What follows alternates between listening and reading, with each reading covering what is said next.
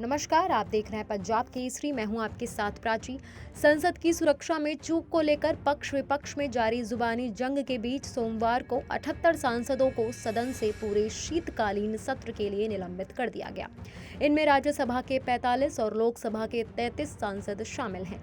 मौजूदा शीतकालीन सत्र से अब तक 92 सांसदों को निलंबित किया गया है।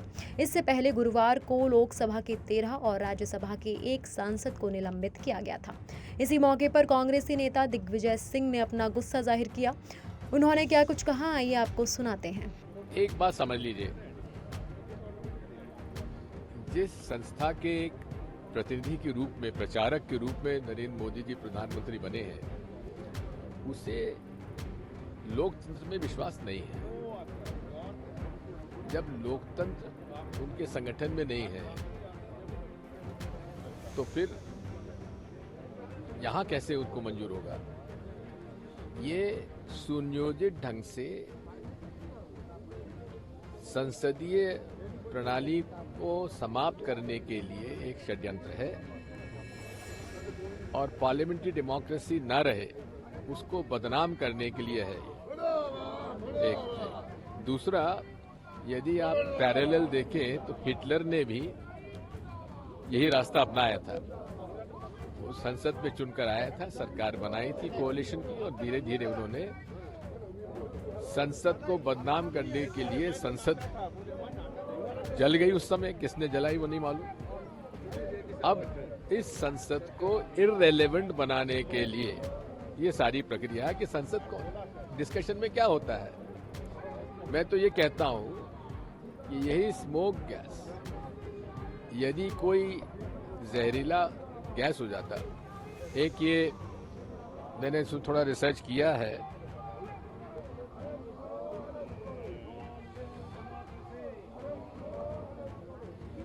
ये सरीन गैस होता है, SARIN। It is one of the most lethal gases.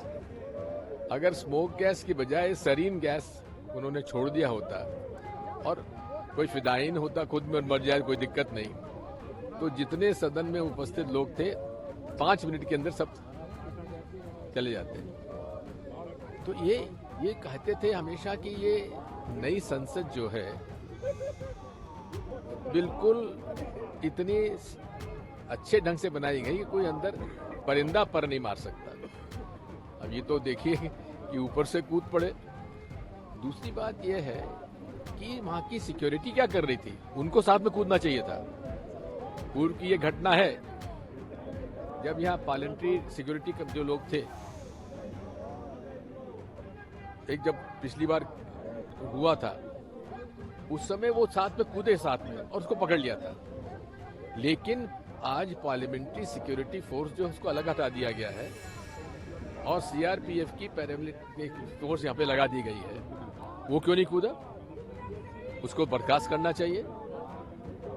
बात यही है कि धीरे धीरे ये कंट्रोल जो पार्लियामेंट्री फोर्सेस थे, पार्लियामेंट्री के जो स्टाफ है, उसको धीरे धीरे अलग किया जा रहा है और अपने लोग उसमें अंदर जोड़े जा रहे हैं। ये एक बहुत बड़ी घटना है। और आखिर हमारी मांग क्या है?